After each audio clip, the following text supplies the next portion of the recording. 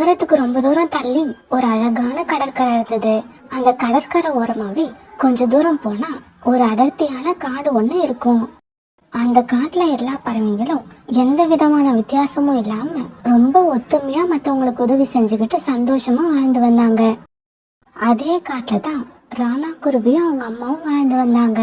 ராணா குருவிக்கு திருமணம் ஆகி கொஞ்ச நாள் தான் ஆகியிருந்தது. ராணா குருவியோட மனைவி சோனா ரொம்பவும் நல்ல குருவி.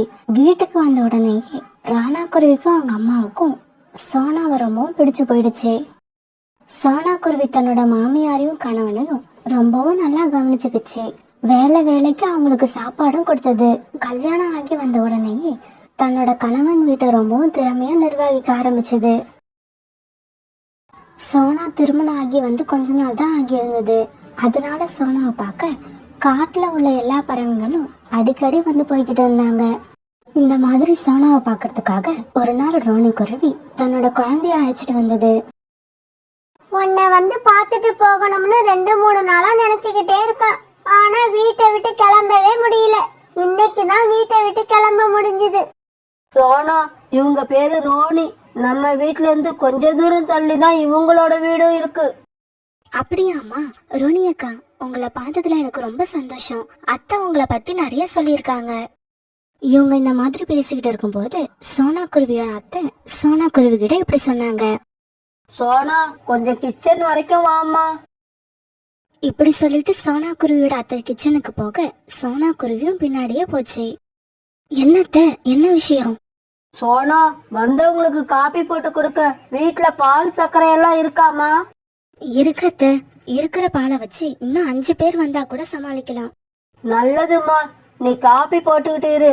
அதுக்குள்ள நான் கடைக்கு போய் அவங்களுக்கு கொடுக்க சமோசா வாங்கிட்டு வந்துடுறேன்.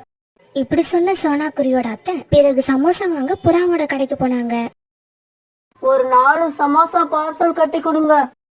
மீனாட்சி அம்மா, என்ன இப்பெல்லாம் அடிக்கடி வந்து சமோசா வாங்கிக்கிட்டு போறீங்க? என்ன விஷயம்?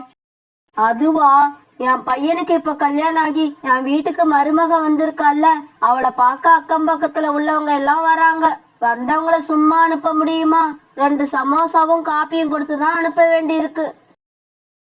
சோனா குருவி காபி தயார் பண்ணி வச்சுக்கிட்டு அவங்க அத்தைக்காக வெயிட் பண்ணிக்கிட்டு இருந்தது. இப்ப அவங்க அத்தையும் சமோசா வாங்கிட்டு வீட்டுக்கு வந்துட்டாங்க. உடனே சோனா ரோனிக்கும் அவங்க குழந்தைக்கும் காஃபியும் சமோசாவும் எடுத்து வச்சது. ரோனி குருவியும் அந்த குழந்தையும் முதல்ல சமோசாவை சாப்பிட்டாங்க. பிறகு காஃபியையும் குடிச்சாங்க. மீனாட்சி அம்மா, உங்க மருமக எவ்வளவு அழகா இருக்காளோ அதே மாதிரி அவ போடுற காபியும் சூப்பரா இருக்கு. இதே மாதிரி தினமும் யாராவது சோனா குருவிய பார்க்க அவங்க வீட்டுக்கு வந்துகிட்டே இருந்தாங்க. அவங்களுக்கு செலவு பண்றதுல வீட்டுல இருந்த பணம் கொஞ்சம் கொஞ்சமா செலவாக்கிட்டே இருந்தது. சோனா, நான் கல்யாணத்துக்காக போட்டிருந்த லீவ் நேத்தோட முடிஞ்சிருச்சு. இன்னைக்கு நான் வேலைக்கு போகணும். ராணா, உன்கிட்ட ஏதாவது பணம் இருந்தா குடுத்துட்டு போப்பா. என்கிட்ட இருந்த பணம் சுத்தமா காலி ஆயிடுச்சு. வீட்டுக்கு யாராவது வந்தா அவங்களுக்கு சமோசா வாங்கி வைக்க கூட என்கிட்ட பணம் இல்ல. அம்மா, என்கிட்டயும் பணம் சுத்தமா இல்லம்மா. இதுக்கப்புறம் சோனாவை பார்க்க யாரும் வரமாட்டாங்கன்னு நினைக்கிறேன். ஏன்னா எனக்கு தெரிஞ்சு இந்த காட்டுல உள்ள நிறைய பறவைகள் வந்துட்டு போயிட்டாங்க. இப்படி சொல்லிட்டு ராணா குருவி வேலை கிளம்பி போயிடுச்சு. காலுஜி, சீக்கிரம் கிளம்புங்க. ராணா குருவி கல்யாணம் பண்ணிக்கிட்டு வந்து 10 நாளைக்கு மேல ஆகுது. இன்னும் நாம போய் மீனாட்சி அம்மாவோட மருமகளை பார்க்கவே இல்ல. காட்டுல உள்ள எல்லா பறவைகளும் போய் பார்த்துட்டு வந்துட்டாங்க. நாம தான் போகல. இன்னைக்கு எப்படியாவது கண்டிப்பா போய் பார்த்துட்டு வந்துடணும். ஆமா, நானும் உங்ககிட்ட சொல்லணும்னு நினைச்சுக்கிட்டு இருந்தேன். நீயே சொல்லிட்ட. சரி, இந்த 100 ரூபாய ஒரு கவர்ல போட்டு எடுத்துக்க. அந்த பொண்ணு கையில கொடுத்துட்டு வந்துருவோம். பிறகு காலுக்காகவும் கோரிக்காகவும் சோனா குருவிய பாக்கிறதுக்காக அவங்க வீட்டை நோக்கி பறந்து போனாங்க. மீனாட்சி அம்மா, உங்க மருமக ரொம்ப அழகா இருக்கா. கோரி அக்கா, நீங்க கூட ரொம்பவும் அழகா இருக்கீங்க. என்னது, கோரி அக்காவா? கோரி பேர் எப்படி உனக்கு தெரியும்? எங்க அத்தை கோரி அக்காவை பத்தி என்கிட்ட நிறைய சொல்லியிருக்காங்க. அதனால்தான் நான் கரெக்டா கண்டுபிடிச்சிட்டேன் இவங்க கோரி அக்கான்னு. சோனா, கோரி அக்காவை பத்தி தெரியாதவங்க இந்த காட்டுல யாருமே இருக்க முடியாது. ஏன்னா உங்க அக்கா இந்த காட்டுல அந்த அளவு ஃபேமஸ் ஆனவங்க. இதோ ஒரு நிமிஷம் இருங்க, வந்துடுறோம்.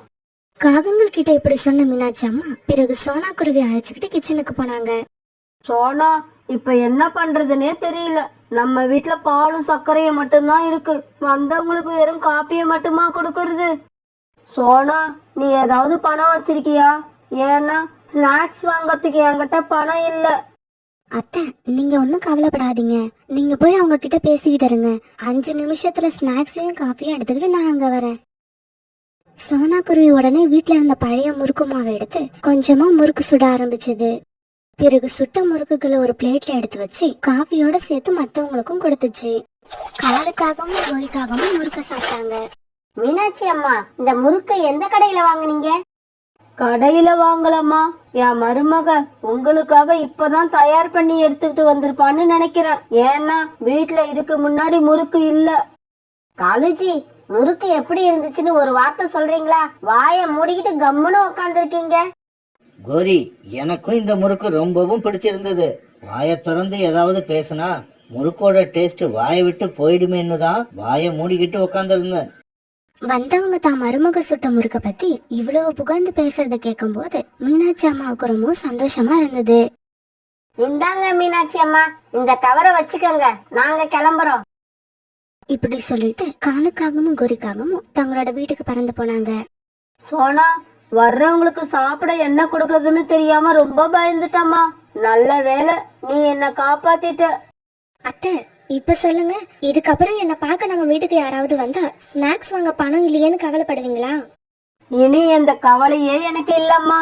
ஏன்னா என் கூட என் மருமக சோனா இருக்கிறா. அவ இருக்கிற வரைக்கும் எனக்கு இனி எந்த கவலையும் இல்ல. மீனாட்சி அம்மா இப்படி சொல்லிட்டு சிரிக்க சோனாவும் அவங்க கூட சேர்ந்து சிரிச்சது. இப்படியே சில நாட்கள் நகர்ந்துச்சு. ஒரு நாள் சோனா குருவியும் அத்தையும் வீட்டுல உட்காந்து பேசிக்கிட்டு இருக்கும்போது யாரோ கதவை தட்டுற சத்தம் கேட்டது. அதை கேட்ட சோனா குருவியும் மீனாட்சி அம்மாவும் வாசலுக்கு போனாங்க. அங்க ராணா குருவி வேலை செய்யற கம்பெனில இருந்து ஒரு பறவை வந்திருந்தது. மேடம், ராணா குருவியோட வீடு இதுதானே? ஆமாப்பா, ராணா வீடுதான் இது. சொல்லு, என்ன விஷயம்? அம்மா, ராணா ஃபேக்டரியில வேலை செஞ்சுக்கிட்டு இருக்கும் போது எதிர்பாராம ஒரு விபத்து ஏற்பட்டுருச்சு. அதனால ராணா குருவிய ஹாஸ்பிட்டல்ல சேர்த்திருக்காங்க. நீங்களும் உடனே அங்க கிளம்பி வாங்க. இந்த செய்தியை கேள்விப்பட்ட உடனே மீனாட்சி அம்மாவும் சோனா குருவியும் அழுதுகிட்டு ஹாஸ்பிட்டலுக்கு பறந்து போனாங்க. என்னங்க, உங்க ரெக்கைகளுக்கு என்ன ஆச்சு? ஏன் இப்படி அழுதுகிட்டு இருக்கீங்க? தெரியல சோனா, என்ன நடந்துச்சுன்னே தெரியல. நான் மயக்கமாயிட்டேன். ஆனா இப்ப என்னோட ரெக்கைகளை அசைக்கவே முடியல. ரொம்பவும் வலிக்குது. என்னால இதுக்கப்புறம் பறக்க முடியுமா முடியாதாங்கிறதே சந்தேகமா இருக்கு. இதை கேட்டுட்டு சோனா குருவியும் மீனாட்சி அம்மாவும் ரொம்பவும் அழுதாங்க. கடவுளே, இப்பதான் அவனுக்கு ஒரு கல்யாணம் ஆகி ஒரு நல்ல மருமக வீட்டுக்கு கிடைச்சிருக்கான்னு சந்தோஷப்பட்டேன். அதுக்குள்ள என் மகனோட ரெக்கையை எடுத்துக்கிட்டியே, இதெல்லாம் நியாயமா? மீனாட்சி அம்மாவும் சோனாவும் இப்படி அழுது புலம்பிக்கிட்டு இருக்கும் போது பருந்து டாக்டர் அங்க வந்தாரு. இங்க பாருங்கம்மா, பேஷண்ட் கிட்ட நின்னுகிட்டு இப்படி அழுதுகிட்டு எல்லாம் இருக்க கூடாது. நீங்க 2 பேரும் முதல்ல வெளியே வாங்க. பிறகு வெளியில வந்த பருந்து டாக்டர் கிட்ட சோனா குருவி இப்படி கேட்டுச்சு. டாக்டர், என் கணவரோட ரெக்கைகளுக்கு என்ன ஆச்சு? இனிமே அவரால் பறக்க முடியாதா? விபத்துல மாட்டின ராணாவோட ரெக்கைகள் பாதிப்படைஞ்சிருக்கிறது என்னவோ உண்மைதான். ஆனா ராணாவால மறுபடியும் பறக்க முடியும். அப்படி பறக்கிறதுக்கு எப்படியும் 6 மாசம் ஆகும். அந்த 6 மாசமா ராணா ஓய்வா வீட்டிலேயே இருக்கணும். ரெக்கைகளுக்கு சின்ன அசைவு கூட கொடுக்க கூடாது. டாக்டர் சொன்னதை கேட்டுட்டு மீனாட்சி அம்மாவும் சோனா குருவியும் மறுபடியும் அழ ஆரம்பிச்சாங்க. இப்படியே சில நாட்கள் நகர்ந்துச்சு. ராணா குருவி வீட்டுல வந்து ஓய்வெடுக்க ஆரம்பிச்சு 1 மாசம் ஆயிடுச்சு. வீட்டுல இருந்த மல்லிகை பொருட்கள் எல்லாம் காலி. அத்தை, கிச்சன்ல உப்பு டப்பாவை தவிர மீதி எல்லா டப்பாவும் காலியா இருக்கு. எல்லா டப்பாவும் காலியா இருக்குன்னு எனக்கும் தெரியும் சொன்னா, ஆனா என்ன பண்றதுன்னு தான் தெரியல. அத்தை, நான் வேணா எங்க அம்மா வீட்டுக்கு போய் கொஞ்சம் பணம் வாங்கிட்டு வரவா? சோனா, தயவு செய்து அப்படி மட்டும் செஞ்சிடாத. எனக்கு அதை விட அசிங்கம் வேற எதுவும் கிடையாது. சோனா, நீ ஒண்ணு பண்ணு. கோரிக்காக வீட்டுக்கு போய் நான் கேட்டேன்னு சொல்லி 500 ரூபாய் கடன் வாங்கிட்டு வா. இப்போதைக்கு நிலைமைய சமாளிக்க அது போதும்னு நினைக்கிறேன். மீனாட்சி அம்மா இப்படி சொன்ன உடனே சோனா குருவி பணம் வாங்குறதுக்காக கோரிக்காகம் வீட்டை நோக்கி பறந்து போச்சு. கோரிக்காகம் வீட்டுக்கு போன சோனா குருவி எல்லா விஷயங்களையும் கோரிக்காகத்துக்கிட்ட சொல்லி அழ ஆரம்பிச்சது. சோனா, நீ முதல்ல அழுவுறத நிறுத்து. கஷ்டன்றது யாருக்கு எப்ப வரும்னே சொல்ல முடியாது. 6 மாசம் கழிச்சு ராணாவில பறக்க முடியும்னு டாக்டர் சொல்றதே பெரிய விஷயம். அத நினைச்சு சந்தோஷப்படு. கோரியக்கா, நான் கடனா கேட்ட அந்த பணம். சோனா இப்படி கேட்ட உடனே கோரிக்காக 500 ரூபாய் பணத்தை எடுத்து கொடுத்துச்சு. சோனா, இந்தா நீ கேட்ட 500 ரூபாய் பணம், இதை எடுத்துக்கிட்டு போ. சோனா, அப்புறம் ஒரு விஷயம் உன்கிட்ட சொல்லணும்னு தோணுது. சொன்னா நீ ஒன்னும் தப்பா நினைக்க மாட்டியே? சொல்லுங்க அக்கா. கேட்ட உடனே உதவி செஞ்ச உங்களை போய் நான் தப்பா நினைப்பேனா? சோனா, ராணாவோட ரெக்கைகள் சரியாவறதுக்கு இன்னும் 6 மாசம் ஆகும்னு சொல்ற. இந்த 500 ரூபாய் உங்களுக்கு எத்தனை நாளைக்கு வரப்போகுது? இந்த பணம் செலவானதுக்கு அப்புறம் மறுபடியும் நீங்க யாருக்கிட்டயாவது கடன் வாங்கிதான் ஆகணும். அப்படி நீங்க கடன் வாங்காம இருக்கணும்னா அதுக்கு என்கிட்ட ஒரு யோசனை இருக்கு. கோரியக்கா, யோசிச்சு பார்த்தா நீங்க சொல்றதும் சரிதான். அது என்ன யோசனை சொல்லுங்க. உன்னை பாக்கறதுக்கு அன்னைக்கு நானும் காலேஜியும் உங்க வீட்டுக்கு வந்தப்ப நீ எங்களுக்கு முறுக்கு சுட்டு கொடுத்தியே, அதே மாதிரி முறுக்கு சுட்டு நீ இந்த காட்டுல வியாபாரம் பண்ண ஆரம்பிச்சா அதுக்கப்புறம் நீ யார்கிட்டயும் கடன் வாங்க தேவையில்லை. நீ மத்தவங்களுக்கெல்லாம் கடன் கொடுக்க ஆரம்பிச்சிடுவ. கோரியக்கா, முறுக்கு கடை போட்டா நல்ல வியாபாரம் ஆகும்னு சொல்றீங்களா? கேட்கறதுக்கு நல்லாதான் இருக்கு. இது நடைமுறைக்கு ஒத்து வருமா? இங்க பாரு சோனா, நடைமுறைக்கு ஒத்து வருமா ஒத்து வராதான்னு யோசிக்க இது நேரம் இல்ல. அப்படியே நஷ்டம் வந்தாலும் எவ்வளவு வந்துட போகுது? 100 200 தானே நஷ்டம் வரும். சும்மாவே இருக்கிறதுக்கு முயற்சி பண்ணி பார்த்து 100 200 நஷ்டம் வந்தாலும் பரவாயில்ல. இந்தா இன்னும் 200 ரூபாய் வச்சுக்க. நான் சொன்னதை நாளைக்கே செய். வீட்டுக்கு வந்த சோனா குருவி முறுக்கு கடை ஆரம்பிக்கிறத பத்தி சொன்ன உடனே ராணா குருவி ஆரம்பத்துல அதுக்கு ஒத்துக்கல. பிறகு மீனாட்சி அம்மாவும் சோனா குருவியும் கொஞ்சம் கொஞ்சமா பேசி ராணா குருவிய சம்மதிக்க வச்சாங்க. பிறகு சோனா குருவி வீட்லயும் முறுக்கு தயார் பண்ண ஆரம்பிச்சது. இப்படி தயார் பண்ண முறுக்குகளை சோனா குருவியும் மீனாட்சி அம்மாவும் சேர்ந்து பாக்கெட் போட்டு வச்சாங்க. மறுநாள் கடை ஆரம்பிக்க போறோம், வியாபாரம் எப்படி இருக்கும்? எல்லா முறுக்கு பாக்கெட்களும் வியாபாரம் ஆகுமா ஆகாதா? இப்படி இத பத்தியே பேசிக்கிட்டு படுத்திருந்த சோனா குருவி, மீனாட்சி அம்மா, ராணா குருவி இவங்க 3 பேரும் அப்படியே தூங்கிட்டாங்க. மறுநாள் பொழுது விடிஞ்சிச்சு. மார்க்கெட்டுக்கு தங்களுடைய முறுக்க கொண்டு போய் ஒரு ஸ்டால்ல வச்சு வியாபாரம் பண்ண ஆரம்பிச்சாங்க. முறுக்கு ஆரம்பத்துல சரியா வியாபாரம் ஆகாம இருந்தது. அதுக்கப்புறம் 1-2 பறவைகள் வாங்கி சாப்பிட்டு பார்த்துட்டு அதிகமா வாங்க ஆரம்பிச்சாங்க. பிறகு அன்னைக்கு சாயங்காலத்துக்குள்ள இவங்க எடுத்துட்டு போயிருந்த எல்லா முறுக்கும் வித்து தீர்ந்துடுச்சு. மீனாட்சி அம்மாவும் சோனா குருவியும் ரொம்ப சந்தோஷமா வீட்டுக்கு திரும்பினாங்க. இன்னைக்கு ராணா குருவி, சோனா குருவி, மீனாட்சி அம்மா இவங்க எல்லாரும் அங்க குடியிருக்கிறதுக்காக ஒரு புது வீட்டை விலைக்கு வாங்கியிருந்தாங்க. அந்த ஃபங்க்ஷனுக்கு காலுக்காகவும் கோரிக்காகவும் வந்திருந்தாங்க. ஃபங்க்ஷனுக்கு வந்த எல்லார்கிட்டையும் கோரிக்காகத்தை காமிச்சு சோனா குருவி இப்படி சொல்லிக்கிட்டு இருந்தது. கோரியாக்கா மட்டும் அந்த சமயத்துல எனக்கு நல்ல ஒரு ஐடியா கொடுக்கலன்னா நாங்க ரொம்பவும் கஷ்டப்பட்டு இருந்திருப்போம். இப்படி ஒரு வாழ்க்கை எங்களுக்கு வந்தே இருக்காது. சோனா குருவி கோரிக்காகத்தை பத்தி இப்படி பேசுறத கேட்ட காலுக்காகவும் ரொம்பவும் மகிழ்ச்சியா இருந்தது. கோரி, உன்னை பத்தி சோனா குருவி எப்படி பெருமையா பேசுது. அத கேட்க எனக்கே சந்தோஷமா இருக்கு. ஆனா நீ மட்டும் ஏன் சந்தோஷப்படாம உன்னோட முகத்தை உம்முன்னு வச்சிருக்க? எப்படிங்க சந்தோஷப்பட முடியும்? சோனா நான் கொடுத்த ஐடியாவிலதான் இந்த அளவுக்கு வாழ்க்கையில முன்னேறிடுச்சு. அது உண்மைதான். இருந்தாலும் என்கிட்ட அது வாங்கின 700 ரூபாய் கடனை இப்ப வரைக்கும் திருப்பி கொடுக்கவே இல்ல. இதை கேட்டுட்டு அங்கிருந்து எல்லா பறவைங்களும் சந்தோஷமா சிரிச்சாங்க.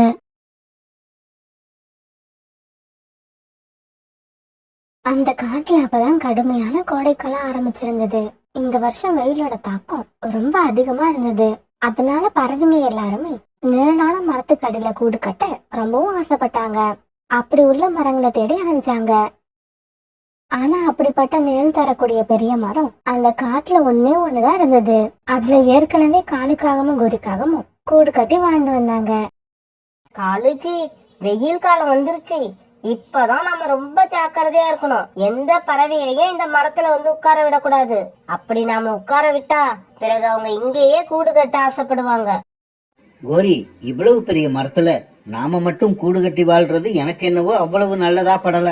எனக்கு என்னவோ இன்னும் ஒரு 4-5 பறவைகளை இங்க கூடு கட்ட விட்டு அவங்களோட சேர்ந்து வாழ்றதுதான் நல்லதுன்னு நினைக்கிறேன். காலுஜி, உங்க நினைப்பாவே இருந்துட்டு போகட்டும். அதுக்கு செயல் வடிவம் கொடுக்க முயற்சி பண்ணாதீங்க. அப்படி முயற்சி பண்ணீங்கன்னா இந்த கோரிக்கு கெட்ட கோபம் வரும். இவங்க இப்படி பேசிக்கிட்டு இருக்கப்ப ரோனி குருவி அங்க வந்தது. அந்த பெரிய மரத்துல வந்து உட்காந்து ரோனி குருவி இப்படியும் அப்படியும் சுத்தி பார்த்தது. என்ன ரோனி, இங்கேயும் அங்கேயுமா பாக்குறீங்க? என்ன செய்தி? இல்ல கோரி, இந்த இடம் நல்ல கூலிங்கா இருக்கு, அதனால இந்த மரத்திலேயே நான் ஒரு கூடு கட்டிக்கலாம்னு நினைக்கிறேன். ரோனி, அப்படி நினைக்கிறதெல்லாம் ரொம்ப தப்பு. ஏன்னா இந்த மரம் எங்களோடது. எங்களை தவிர இந்த மரத்து மேல வேற யாரையும் கூடு கட்ட நாங்க அனுமதிக்க மாட்டோம். கோரி, நீ பேசுறத கேட்டா என்னமோ இந்த மரத்தை நீ விலை கொடுத்து வாங்குன மாதிரி இருக்கு. இந்த காட்டுல உள்ள எல்லா மரமும் யாரோட தனிப்பட்ட சொத்தும் கிடையாது, எல்லா பறவைகளுக்கும் சொந்தமானது. என்னை இந்த மரத்துல கூடு கட்ட கூடாதுன்னு சொல்றதுக்கு நீ யாரு? இந்த கோரிய பார்த்தா நீ யாருன்னு கேக்குற? இதோ நான் யாருன்னு உனக்கு இப்பவே காட்டுறேன். இப்படி சொன்ன கோரி ரோனி குருவி மேல பாஞ்சு அதை அடிக்க ஆரம்பிச்சது. கோரி, அடிக்காத அடிக்காத, நான் இந்த மரத்துல கூடு கட்ட மாட்டேன். இனிமே இந்த பக்கமே வர மாட்டேன். என்னை விட்டுடு, அடிக்காத. ரோனி குருவியோட சகத்தை கேட்ட புறா உடனே அங்க பறந்து வந்தது. கோரி, உனக்கும் ரோனிக்கும் என்ன சண்டை? ஏன் இப்படி போட்டு அடிக்கிற? அது உடம்புல உள்ள காயங்களை பாரு. புறா, நீ நல்ல சமயத்துல வந்துட்ட. இல்லன்னா இந்த ரோனியோட 2 ரெக்கைகளையும் பிச்சு எரிஞ்சிருப்பேன். புறா, நீ இந்த மோசமான எண்ணம் கொண்ட காகங்கள் கிட்ட எதுவும் பேசாத. வா, நாம இந்த இடத்தை விட்டு கிளம்புவோம். ரோனி இப்படி சொன்ன உடனே புறா ரோனி கூட சேர்ந்து அந்த இடத்த விட்டு பறந்து போயிடுச்சு. நடந்தது எல்லாத்தையும் பார்த்துக்கிட்டு இருந்த காலுக்காகவும் ஒரு வார்த்தை கூட பேசவே இல்லை. ஏன்னா நம்ம ஏதாவது பேசினா கோரியோட கோபம் இன்னும் அதிகமாயிடும்னு காலுக்காகத்துக்கு தெரியும். சோனோ, நான் மட்டும் சமயத்துல அங்க போகலன்னா கோரிக்காக இந்நேரம் ரோனி குருவியோட ரெக்கையெல்லாம் பிச்சு போட்டிருக்கோம். அந்த அளவுக்கு கோரி ரோனி மேல ரொம்பவும் கோபமா இருக்கு. அவ்வளவு கோபம் வர அளவுக்கு என்ன நடந்தது? சோனா, அந்த பெரிய மரத்தோட நிழல் நல்ல குளுமையா இருக்குன்னு அங்க கூடு கட்ட பார்த்தேன். அதனாலதான் கோரிக்கு எனக்கும் சண்டை வந்தது. அந்த சண்டையில எனக்கு அடியும் கிடைச்சது. ரோனி, புறாண்ணா, இதுக்கப்புறம் நீங்க யாரும் வெயில் காலத்தை கழிக்கிறதுக்காக நிழலான இடத்தை தேடி அலைய வேண்டாம், கூடும் கட்ட வேண்டாம். சோனா, நிழலான இடத்த பார்த்து கூடு கட்டலன்னா இந்த வெயில் காலத்துல நமக்கு எவ்வளவு கஷ்டம் தெரியுமா? புறாண்ணா, நான் சொல்றத முழுசா கேளுங்க. இன்னைக்கு சாயங்காலம் காஷ்மீர்ல உள்ள காட்டுல இருந்து என்னோட தோழி இங்க வரா. இந்த வெயில் காலம் பூரா என்ன அவ வீட்டுல வந்து இருக்க சொல்லி இருக்கா. அதனால நாளைக்கு காலையில நான் காஷ்மீர் கிளம்புறேன். நீங்களும் என் கூடவே காஷ்மீர் வந்துடுங்க. வெயில் காலம் போனதுக்கு அப்புறம் நம்ம மறுபடியும் இந்த காட்டுக்கு வருவோம். என்னது, நாம காஷ்மீர் போறோமா? உண்மையாவா? சோனா சொன்னதை கேட்ட உடனே ரோனி குருவிக்கு சந்தோஷம் தாங்கல, குதிக்க ஆரம்பிச்சிருச்சு. இன்னைக்கு சாயங்காலம் என் தோழி மீனா என்னை கூப்பிட்டு போறதுக்காக என்னோட கூட்டுக்கு வருவா. நீங்களும் ரெடியா இருங்க. நாளைக்கு காலையில நம்ம எல்லாம் இந்த காட்டை விட்டு கிளம்பிடுவோம். சோனா, இன்னைக்கு சாயங்காலம் வர உன்னோட தோழிக்காக சாப்பாடு எல்லாம் அரேஞ்ச் பண்ணிட்டியா? இல்ல புறாண்ணா, இன்னும் எதுவுமே பண்ணல. அத பத்தி தான் இப்ப யோசிச்சுக்கிட்டு இருக்கேன். சோனா, நீங்க எதுக்கும் யோசிக்க வேண்டாம். என்கிட்ட கொஞ்சம் மாம்பழங்கள் இருக்கு, நான் அதை எடுத்துக்கிட்டு வந்துடுறேன். என்கிட்ட கூட கொஞ்சம் திராட்சை பழங்கள் இருக்கு, நான் அதையும் எடுத்துக்கிட்டு வரேன். புறாண்ணா, ரோனி அக்கா, இன்னைக்கு சாயங்காலம் நீங்களும் என்னோட கூட்டுக்கு வந்துருங்க. என்னோட தோழி மீனா உங்களுக்கு அறிமுகம் பண்ணி வைக்கிறேன். இப்படி பேசிக்கிட்ட இவங்க எல்லாம் பிறகு அந்த இடத்த விட்டு பறந்து போனாங்க. அன்னைக்கு சாயங்காலம் ஆச்சு. சோனா குருவியோட தோழி மீனா அன்னைக்கு சாயங்காலம் சோனா குருவியோட வீட்டுக்கு வந்துச்சு. மீனா, உன்னோட பயணம் எல்லாம் எப்படி இருந்தது? நான் காலையில இருந்து உன்னை எதிர்பார்த்துக்கிட்டே இருந்தேன். பயணம்லாம் நல்லாதான் இருந்தது. ஆனா உங்க காட்டுக்குள்ள வந்ததுக்கு அப்புறம் தான் வெயில் கொடுமை தாங்க முடியல. இங்க ஒரு நாள் கூட என்னால இருக்க முடியாது. நாளைக்கு காலையில நாம இந்த காட்டை விட்டு கிளம்பி ஆகணும். மீனா, உன்கிட்ட ஒரு விஷயம் சொல்லணும். இந்த காட்டுல உள்ள புறா அண்ணனையும் ரோனி அக்காவையும் நான் என் கூட அழைச்சிட்டு வரலான்னு இருக்கேன். அதுல உனக்கு ஒன்னும் ஆட்சேபனை இல்லையே? சோனா, நீ எத்தனை பேரை வேணாலும் அழைச்சுக்கிட்டு வா, எனக்கு ஒன்னும் ஆட்சேபனை இல்ல. என் வீடு நல்ல பெரிய வீடு, அதனால எந்த பிரச்சனையும் இல்ல. சோனா குருவியும் தோழி மீனாவும் இப்படி பேசிக்கிட்டு இருக்கப்ப புறாவும் ரோனி குருவியும் சோனா குருவியோட கூட்டுக்கு வந்தாங்க. மாம்பழம், திராட்சை ரெண்டுமே எனக்கு பிடிச்ச பழங்கள். எங்களுடைய காட்டுல இப்ப குளிர் அதிகமா இருக்கிறதால மாம்பழமும் திராட்சையும் இப்ப அங்க விளையறதே இல்ல. அப்படியா? அப்பன்னா நாங்க அங்க வந்து உணவுக்கு என்ன பண்றது? அத பத்தி நீங்க கவலைப்படாதீங்க. குளிர்காலத்துக்கு ஏற்ற இனிப்பு சுவையுடைய பழங்கள் நிறைய இருக்கு. அதுல நிறைய பழங்களை நீங்க இதுவரைக்கும் சாப்பிட்டே இருக்க மாட்டீங்க.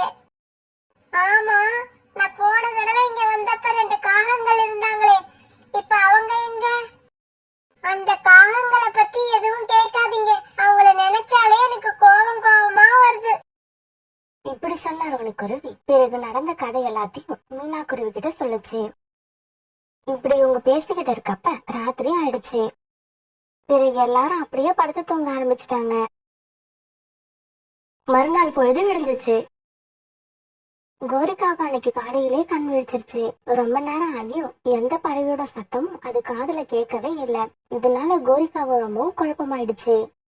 காலுஜி காலுஜி சீக்கிரம் எழுந்திருங்க. என்ன கோரி, என்ன ஆச்சு?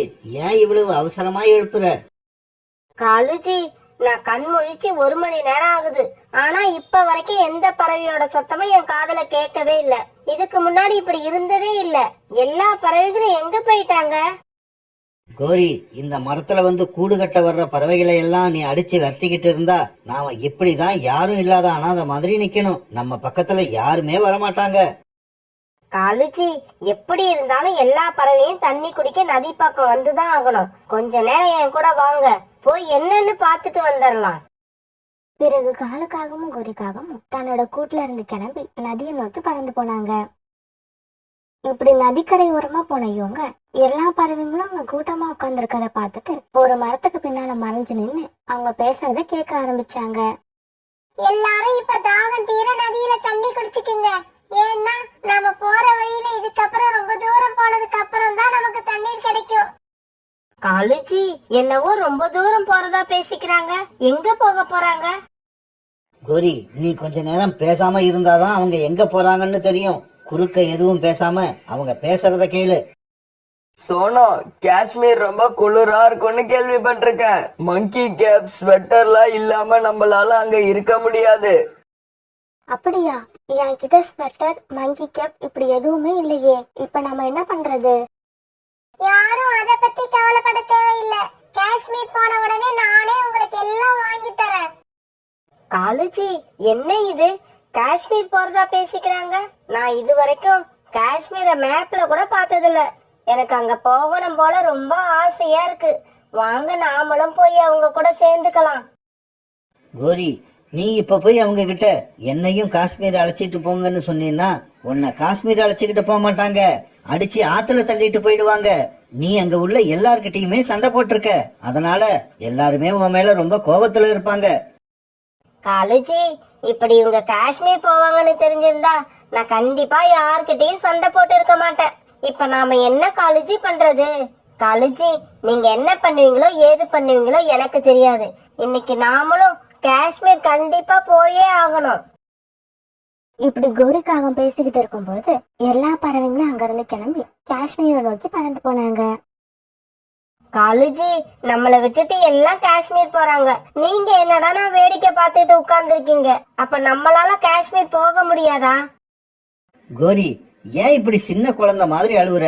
இப்ப நீ காஷ்மீர் போகணும், அவ்வளவுதானே. கிளம்பு, வா போவோம். காலுஜி, காஷ்மீர் போறதுக்கு உங்களுக்கு வழி தெரியுமா? வழி என்ன பெரிய வழி? அந்த பறவைங்க பின்னாலேயே போனா நம்மளும் காஷ்மீர் போய் சேர போறோம். இதெல்லாம் ஒரு விஷயமா? காலுக்காக இப்படி சொன்னதை கேட்ட கோரிக்காகத்துக்கு ரொம்பவும் சந்தோஷமாயிடுச்சு. காலுஜின்னா காலுஜி தான். என் கண்ணுல இருந்து ஒரு சொட்டு கண்ணீர் வந்தா கூட காலுஜியால தாங்க முடியாதுன்னு எனக்கு தெரியும். சரி சரி, பேசிக்கிட்டே இருக்காத, சீக்கிரம் கிளம்பு. அப்புறம் அந்த பறவைங்க நம்ம பார்வையில இருந்து மறைஞ்சிட போறாங்க. இப்படி பேசிக்கிட்ட காலுக்காகவும் கோரிக்காகவும் பிறகு அந்த பறவைகள் பின்னாலேயே பறந்து போக ஆரம்பிச்சாங்க. நிறைய தடவை வந்துட்டு போனதால காஷ்மீர் போறதுக்கான வழி மீனா குருவிக்கு ரொம்பவும் நல்லாவே தெரியும். அதனால மீனா குருவி எந்த தயக்கமும் இல்லாம வேகமா பறந்து போச்சு. மற்ற பறவைகள் எல்லாம் அது பின்னாலேயே பறந்து போனாங்க. காலுக்காகவும் கோரிக்காகவும் இடையில கொஞ்சம் தூரம் விட்டு அவங்க பின்னாலேயே பறந்து போனாங்க. கோரி, ஒருவேளை காஷ்மீர்ல ராத்திரி ரொம்ப குளிர் அதிகமா இருந்தா நாம எங்க போய் தங்கறது? காலுஜி, இதெல்லாம் ஒரு விஷயமா? எவ்வளவு குளிரா இருந்தாலும் இந்த கோரிய ஒன்னும் பண்ண முடியாது. நீங்க வாயை மூடிக்கிட்டு வாங்க. இவங்க இப்படி பறந்து போய்கிட்டே இருக்கிறப்ப கொஞ்சம் கொஞ்சமா கிளைமேட் மாற ஆரம்பிச்சது. வெயிலோட கொடுமை குறைஞ்சி லேசா குளிர ஆரம்பிச்சது. இன்னும் கொஞ்ச தூரம் தான், நாம கிட்டத்தட்ட காஷ்மீரை நெருங்கி வந்துட்டோம். காஷ்மீர் வந்து சேர்ந்த உடனே மீனா எல்லாருக்கும் மங்கி கேப் வாங்கி கொடுத்தது. பிறகு எல்லாரும் அந்த மங்கி கேப்பை போட்டுக்கிட்டு மீனாவோட வீட்டுக்கு பறந்து போனாங்க. காஷ்மீர்ல மீனாவோட வீடு ரொம்ப அழகாவும் பெருசாவும் இருந்தது. உள்ள போன எல்லாரும் நெருப்ப மூட்டி அதுல குளிர் காஞ்சுக்கிட்டு மீனா போட்டு கொடுத்த சூடான காப்பிய குடிச்சாங்க. இந்த குளிர்ல இப்படி சூடான காப்பியை குடிக்கிறப்ப எவ்வளவு நல்லா இருக்கு. புறா, சீக்கிரம் காப்பியை குடிச்சிட்டு வெளியே வா. நாம போய் பனியில கொஞ்ச நேரம் விளையாண்டுட்டு வருவோம். பிறகு புறாவும் ரோனிக்குருவியும் பனியில வந்து கொஞ்ச நேரம் விளையாண்டாங்க. இங்க பாருங்க, இது பகல் தான், அதனால குளிர் அதிகமா இல்ல. ராத்திரியில யாரும் வீட்டுக்கு வெளியில போகவே முடியாது, அப்படி குளிரும். இந்த பறவைங்களோட பின்னாடியே பறந்து வந்த காலுக்காகவும் கோரிக்காகவும் இப்ப காஷ்மீருக்கு வந்து சேர்ந்தாங்க. காலுஜி, எனக்கு இங்க ஒரு ஃப்ரெண்ட் இருந்தா எவ்வளவு நல்லா இருக்கும். நாமளும் அந்த ஃப்ரெண்டு வீட்ல போய் தங்கி ஜாலியா என்ஜாய் பண்ணலாம்.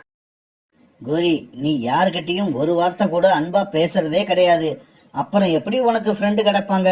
அறிமுகமே இல்லாதவங்க கிட்ட கூட நீ 2 வார்த்தை பேசினா போதும், அவங்களும் உனக்கு எதிரி ஆயிடுவாங்க. ஏன்னா உன்னோட வாய் எப்படி. சரி, எனக்கு தான் என்னோட வாயால ஃப்ரெண்ட் இல்லாம போயிட்டாங்க, உங்களுக்கே ஃப்ரெண்ட் இல்லாம போச்சு. கோரி, உன் கூட சேர்ந்து இருக்கிற வரைக்கும் என்னையும் யாரும் ஃப்ரெண்ட் ஆக்கிக்க மாட்டாங்க. பிறகு ராத்திரி ஆச்சு. சோனாக்குருவியோட தோழி மீனா எல்லாருக்கும் சூடா கிச்சடி செஞ்சு சாப்பிட கொடுத்தது. பறவைகள் எல்லாரும் அதை சந்தோஷமா சாப்பிட்டாங்க. அப்புறம் கொஞ்ச நேரத்துல வானத்துல இருந்து பனிமழை பெய்ய ஆரம்பிச்சது. பறவைகள் எல்லாரும் ரொம்ப ஜாலியா அதை என்ஜாய் பண்ணாங்க. காலுஜி, இதுக்கு மேல என்னால உட்கார முடியாது, குளிர் தாங்க முடியல. இப்படியே இங்க உட்கார்ந்து இருந்தா விடியறதுக்குள்ள நான் செத்தே போயிடுவேன். நாம இங்க வந்தே இருக்க கூடாது. பனிமழை நிக்கிற மாதிரியே இல்ல, தொடர்ந்து பேஞ்சுக்கிட்டே இருந்தது. கோரி, இந்த குளிர்ல இருந்து நாம தப்பிக்கணும்னா வேற வழியே இல்ல. நீ ரோனி குருவி கிட்ட போய் மன்னிப்பு கேளு. அது மன்னிச்சு அந்த வீட்டுக்குள்ள நம்மளை விட்டாதான் நாம உயிர் பிழைக்கலாம். பிறகு காலுக்காகவும் கோரிக்காகவும் மீனா வீட்டு ஜன்னல் பக்கம் போனாங்க. ரோனி, என்ன மன்னிச்சுக்க.